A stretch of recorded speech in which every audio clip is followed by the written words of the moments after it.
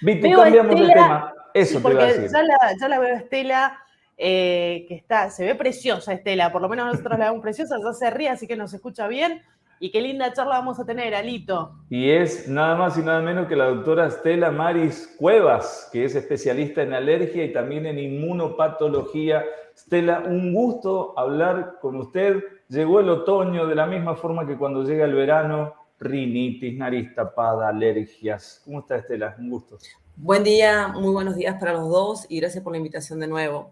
En un principio te tengo que decir, no sé cómo está el tiempo ahí, pero acá hay mucha humedad, entonces lo que hoy prevalece es la cefalea. Al haber presión atmosférica baja, hay presión baja, entonces ese es uno de los síntomas, uno se siente un poco con presión baja. Pero muy bien lo decís, es la época de las alergias. Con respecto a las alergias, tenés las alergias que se manifiestan durante todo el año, que van acompañadas por los síntomas cardinales, que son crisis de estornudos, agüita por la nariz que molesta muchísimo, y la obstrucción nasal, que a su vez compromete muchas veces el sueño porque el paciente ronca al tener la nariz tapada. Y entre otros síntomas está la picazón de los ojos. El picor de la nariz también es bastante frecuente. Esta alergia se puede manifestar durante todo el año, en especial en aquellos pacientes que tienen una genética. ¿Qué quiero decir con esto? Que los padres, el papá, la mamá, un tío, una abuela, tienen alergia. Entonces se manifiesta esto en estos pacientes. Pero muchas veces esta alergia está presente solamente ante el cambio de estación, trátese del otoño o de la primavera. Ahora, por ejemplo, que estamos ingresando al otoño, estamos atravesando también por la astenia otoñal, que se confunde un poco con la rinitis alérgica. La astenia otoñal... Eso, Estela, ¿cómo es el nombre? Astenia otoñal. Es una Astenia. fatiga, sí, ¿sabes qué es una fatiga que tenemos más las mujeres que los hombres? Como siempre, las mujeres vamos en el podio. Es un trastorno mundial que tienen entre un 1 al 10% de la población mundial. Y está dado porque pasamos de repente del calor intensísimo que hemos tenido por las olas de calor terrible, que tiene que ver con el cambio climático, pasamos a que el día se acorta, hay menos luz y la noche es más larga. Entonces, por eso hay menos cantidad de serotonina, que es la hormona del placer, y también hay mayor cantidad de melatonina, que es la del sueño. Entonces, eso hace que uno esté como aletargado, fatigado, cansado, porque también los rayos solares influyen que hay menos luz. Pero Estela, dura de 10 perdón, o 15 días. Sí. acabamos de escribir un banner ahí como para ejemplificar e ilustrar. Astenia, otro concepto para el famoso cansancio extremo. ¿Está bien? ¿Lo podemos llamar así? Sí, está bien. Está bien porque se juntan dos cosas. ¿Sabes qué se junta lo que dije anteriormente? El calor, en donde estábamos muy estresados y estábamos ya agotados, y se nos junta este cansancio que se da justamente por lo que dije, por esto que el día es más corto, la noche es más larga y uno se tiene que acostumbrar. Y el organismo lleva un tiempo para acostumbrarse a eso, no es que se acostumbra de un día para otro. Y quizá tengas trastornos del sueño también, tengas cefalea, que le podés sumar también a esta presión baja que hay. Y si a esto le sumás, esto dura 10 o 15 días, con una dieta equilibrada, tratar de evitar hacer ejercicios estos días que estás cansado, y con frutas, verduras, esto se transita. También pasa en la primavera, ¿eh? Y después tenés los síntomas de la rinitis alérgica por el otoño, que también se manifiestan. De hecho, yo soy una alérgica y esta mañana ya empecé a estornudar.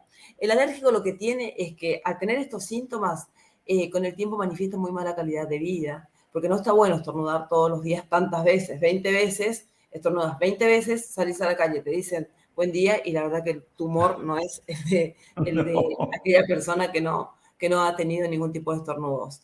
Y a su vez también, al tener la nariz tapada, se va a comprometer el sueño, como dije anteriormente. El paciente o la paciente ronca, la nariz va a estar seca y... Claro, despierta uno con la boca que parece un cartón, porque tuviste que Exactamente. respirar por ahí. Se seca la faringe y aparte la voz es distinto, que cuando hablan por teléfono te confunden y te dicen, sos vos realmente quien está hablando. Para eso, nosotros contamos con un arsenal terapéutico muy, muy grande y el paciente que ya se sabe alérgico ya se prepara para esta fecha, fines de febrero, comienzo de marzo, ya viene a la consulta porque quiere estar bien. El problema suscita ahora en que De acuerdo a datos de la Organización Mundial de la Salud, para el año 2050 la mitad de la población va a ser alérgica y esto ya lo podemos ver en la consulta diaria. Gente o personas que consultan, que por ahí tienen 30 o 40 años en la edad media de la vida y te manifiestan que nunca tuvieron alergia y que ahora están manifestando síntomas. Entonces, yo personalmente, como me dedico a esto, creo que tiene que ver el cambio climático. El cambio climático hace de que se despierte por la polución, por todo lo que estamos conviviendo, hace que se despierte ese sistema inmunológico y que se manifiesten los síntomas. Doctora, con respecto a aquellas, ¿cómo se puede dar cuenta una persona que tiene rinitis ya crónica, que dejó de ser estacional? Le comento esto porque conozco muchas personas que viven con la nariz tapada y conozco muchas personas, me contó una amiga, que viven con estas cosas, que además dicen que, y se lo quiero preguntar también, ¿es cierto que este tipo de artefactos, de gotitas, pueden hasta hacernos agujeritos en la nariz? ¿En el cartílago? Mira, el tema es así. Primero, que el paciente que tiene síntomas crónicos, por ahí convive con esto y no se da cuenta, hasta que alguien le dice, pero vos no te molesta esta, o directamente viene a la consulta porque está cansado, y a eso me refiero en cuanto a la calidad de vida. Está cansado de estar con la nariz tapada. Ese es el paciente que viene a la consulta porque necesita estar bien, porque socialmente uno necesita horas de ocio y para eso necesita no tener la nariz tapada, tiene que descansar y no es lo mismo dormir que descansar. Dormir es necesario, pero descansar es imprescindible y si uno no tiene una buena higiene del sueño, eso no va a ocurrir. Y con respecto al tratamiento, en este tipo de pacientes lo que generalmente se acostumbra es ir a la farmacia y decirle al chico, ¿me vendes algo? Tengo la nariz tapada. Justamente eso que le venden o que le ofrecen, la droga, son derivados imidazólicos que tienen oximetazolina o pseudoefedrina, que es justamente lo que nosotros no recomendamos. No recomendamos para nada. El otorrinolaringólogo o el alergista no recomienda ese tipo de tratamiento porque casualmente contamos con un arsenal terapéutico gigante que va a evitar el efecto adverso de esa gotita. Esa gotita lo que va a producir es, como la nariz está tapada, hay una importante obstrucción y eso es un vasoconstrictor, inmediatamente se va a desinflamar. Pero se va a producir un círculo vicioso y el paciente va a tener necesidad de ponerse en menor tiempo las gotitas. Sí. Esa gotita Totalmente. va a llevar a lo que vos me decís, los agujeritos. Con el tiempo, muchas veces, si eso no es controlado, se puede producir una perforación del tabique. Y eso no se puede arreglar, ¿no? ¿Qué pasa si se perfora el tabique? Esa perforación del tabique es un tipo de cirugía bastante, por no decir muy complicada, porque hay que rellenar la perforación. Entonces, es una cirugía muy complicada de poder hacerla. Y si no se hace, también va a traer inconvenientes. Es lo mismo, me contaban, doctora, que ese tipo, se lo cuento porque fui a un otorrino, lo voy a contar, fui a un otorrino laringólogo y me preguntó, justamente por esto, ¿no? Por las alergias frecuentes, y me preguntó, ¿usted consume? Y me nombró una de las drogas más sí. Que no la voy a nombrar para que no nos cancelen el stream. Pero imagínense que es como la bebida cola por excelencia. Y yo me quedé como, me decía, pero sí o no, porque tenés como un piquito ahí. Me llevé un susto, así, mire. Pero mira, no. El tema es así. Uno hace una rinoscopía. Primero, uno tiene que hacer un muy buen interrogatorio y detallado. Hay antecedentes en la familia de alergia y uno ve cuando hace la rinoscopía que la mucosa está pálida. Que la mucosa esté pálida ya es un indicador de que hay una alergia. Y si vos ves la perforación, tenés que tener mucho tacto y preguntar, ¿usás primero algún vasoconstrictor? Claro. Y si el paciente, bueno, dice que no, imagínate, para nosotros es una pregunta muy frecuente. Lo que pasa es que hay que tener un poco de tacto. Te voy a contar una anécdota. Tengo una paciente de 70 y pico de años que tiene una perforación muy importante y lejos de preguntarle si la paciente inhalaba, le dije, por casualidad, ¿te ungueás mucho la nariz? Unguear es poner el dedo en la nariz para sacar las costras y eso te puede llevar a una perforación. Por ahí es una cuestión de tacto y nada más. No estoy diciendo que el paciente no la ha tenido, pero por ahí por una cuestión de confianza te dijo, che, por las dudas, ¿estás inhalando algo? Claro, está. Fue más o menos así. Yendo a lugares donde los coches caros aparecen en la madrugada. Doctora, última pregunta, por lo menos de mi parte, que aunque capaz que se la han hecho muchas veces, la volvemos a hacer. ¿Se puede dejar de ser alérgico o es algo que nos va a acompañar hasta el fin de nuestra existencia? La alergia no se cura, te va a acompañar hasta el final de tus días y de mis días, porque yo soy la alérgica, pero lo que pasa es que, insisto, hay tratamientos, entonces el paciente alérgico puede pasar muy, pero muy bien, puede tener muy buena calidad de vida, puede estar socialmente muy bien, puede realizar su actividad física muy bien, porque muchas veces, más allá de tener toda esta obstrucción y toda esta sintomatología, puede pasar a un segundo plano, que es la rinosinusitis crónica, que incluso puede ser con poliposis o sin poliposis. Entonces, en algunas poliposis. La poliposis es un proceso, en realidad la rinitis es un proceso inflamatorio de la mucosa que recubre la nariz.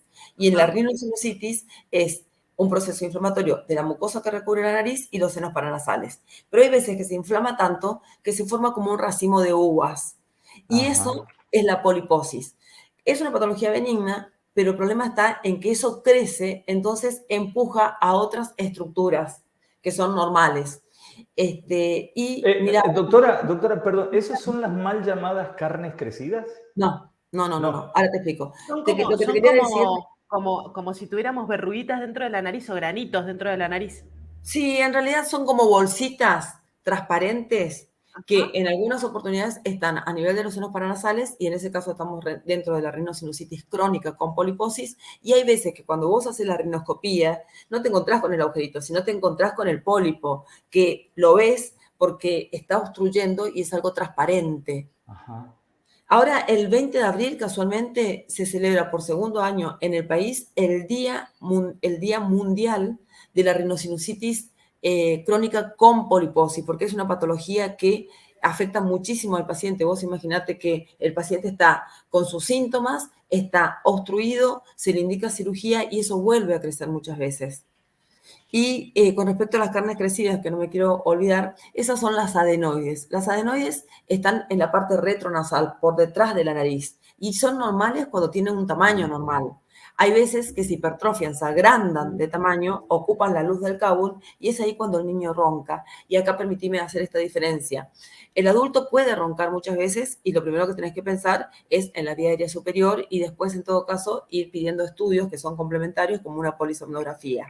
Lo que no está bien es que el niño ronque. Ningún niño debe roncar.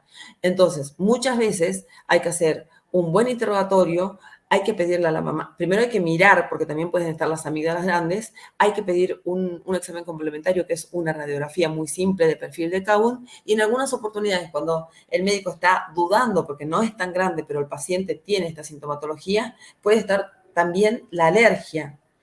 Y en algunas oportunidades tenemos que indicar la cirugía. Y aprovecho también para decir que hay un mito acerca de mira, no operes a tu chico porque el chiquito se va a quedar sin defensa. Cuando las amígdalas son grandes y las adenoides son grandes, están ocupando el continente. Entonces, el chico come o respira. Con eso termino. Claro. Doctora, o sea, básico. Le quiero hacer una consulta más y disculpe que seamos tan invasivos. Lo que pasa es que creo que nos pasa a todos, este tema nos atraviesa a todos. Además de visitar al otorrino, además de ir a un alergista, porque existen durante años, que creo que son un periodo de 2 años, ponerse vacunas para ver a qué soy alérgico y cómo puedo ir solucionando esto. Hoy por hoy, yo tengo las dos especialidades. Hoy por hoy, con el cambio climático, yo creo que los alergenos están presentes, tanto los intradomiciliarios, que son el polvo de casa, los ácaros, y también tenemos los extradomiciliarios, que aumentan, insisto, por el cambio climático. Entonces, obviamente que los alergistas hacemos pruebitas. Yo en mi caso personal ya no las hago porque hago alergia en otorrino. Y porque creo que porque también tenemos que tener presente que también el sistema inmunológico muchas veces se deprime ante situaciones de estrés. Y decime, ¿quién no está estresado con la vorágine de la vida que estamos llevando? Imposible. Entonces, los anticuerpos bajan las defensas y entonces, bueno, hoy por hoy podemos hacer las pruebitas para saber específicamente a qué uno es alérgico, pero hoy por hoy se cuenta con lo que contaba, un arsenal terapéutico que son gérmenes liofilizados que andan muy, pero muy bien en el paciente y que aumentan las defensas. Y aparte le hay que dar tips al paciente alérgico, como por ejemplo, estos días no andar descalzo, fundamentalmente con los chicos, ¿no es cierto? No andar descalzo. El chico tiene que saber sonarse la nariz, no está bueno que en la nariz haya moco, porque si no, ¿por dónde respira? Entonces, cuando tiene entre 1 año y medio y 2 años, el chico se debe saber sonar la nariz. Carraspear, porque también puede haber, el paciente generalmente consulta por una sintomatología que es, refiere, tengo como una papa detrás de la garganta, y realmente eso es moco, que tiene la necesidad de carraspear, de aclarar la voz. Que esto se ve un poco dificultado en el adulto mayor, porque el adulto mayor pierde la tonicidad de los músculos. Entonces, le cuesta hacer esto que estoy haciendo. ¿Entendés? Doctora. No, espera, la última, lo prometo, Laura. No me rete por lo que le voy a preguntar, pero mientras vamos a usted a hacernos ver y demás, ¿alguna cosita que nos podamos colocar, algún agua o algo que nos podemos colocar o lavado que podemos hacer en nuestra nariz para evitar la molestia constante y no recurrir a esto? Es que eso casualmente los otorrinos y los alergistas indicamos. De hecho, yo tengo mi marido que es otorrinolaringólogo infantil y creó para un laboratorio trabaja, es asesor y creó una solución salina hipertónica que tiene el mismo efecto del mar. ¿Viste cuando entras al mar que te entra agua en la nariz y después sonás o carraspeás y decís qué bien que respiro? Bueno, eso es lo que nosotros indicamos antes de cualquier otro tipo de medicación mientras vamos estudiando al paciente, porque después indicamos el corticoide tópico, que también tenemos que sacar el mito de que el corticoide tópico es un corticoide que se inhala en la nariz, no va a la sangre, entonces no hay ningún tipo de problema con eso. Y por otro lado, creo que se me fue lo que te iba a decir, tener la nariz limpia con esa solución hipertónica es un placer, la verdad que es un antes y un después. Y de paso, doctora, obviamente tomar mucho líquido, que eso también ayuda a liquidificar el moco. Por supuesto. El moco tiene características reológicas, tiene una parte que es sólida y una parte que es más bien como un gel. Claro. Entonces, si eso se solidifica, hace que el moco pase a ser muy viscoso. Y muchas veces se indica un antibiótico, pero no está indicado el antibiótico. Ni tampoco está indicado cuando cambia de coloración, que también por ahí uno dice, tiene moco verde, le indica un antibiótico. No, eso no pasa nada. Por ahí el moco está verde porque es crónico y no tiene una buena toilette nasal. El antibiótico se indica en determinadas ocasiones. Entonces, pasando en claro, ahí estábamos charlando, ya cerrando la charla con la doctora Stella Maris Cuevas. Tomar agua, las recomendaciones, un líquido como el que indicaba la doctora, prestar atención cuando el nene ronca, en lugar de decir, ¡ay, mira, igual que el padre! En realidad preocuparse porque un niño no debería roncar. ¿Qué más estábamos hablando? prestarle atención a la astenia, que es el cansancio general. Me había quedado uno más. No, me parece que has hecho un muy buen resumen. Y por sobre todas las cosas pensar que esto lo que acarrea es una muy mala calidad de vida. Y ya tenemos muchos problemas como para encima no estar respirando bien. Doctora, ha sido muy amable. Qué placer hablar con usted. Qué placer escucharla. Si me permite, le paso mis redes, Vamos, claro. Es DRA, Stella Cuevas, OK. Stella Cuevas, OK. Con ese. Soy muy activa en las redes, así que cualquier pregunta que necesiten, a su disposición. ¿Ese Stella? Perfectísimo. ¿Sí? Stella Cuevas, OK. Doctora Stella Cuevas, OK. Muy agradecido, doctora. A ustedes, chicos, que tengan un buen día y que ahora al mediodía tomen un rico vino. Esperemos que sí, como siempre, mandándole un chinchín a la distancia. Ahí estábamos Muchas hablando gracias. con la doctora Stella Maris Cuevas. La rinitis, los cambios de estación y todo lo que nos está complicando en primavera, pero también en otoño. Hasta las 14, El Interactivo. Viste que hay gente que cuando habla y sabe tanto te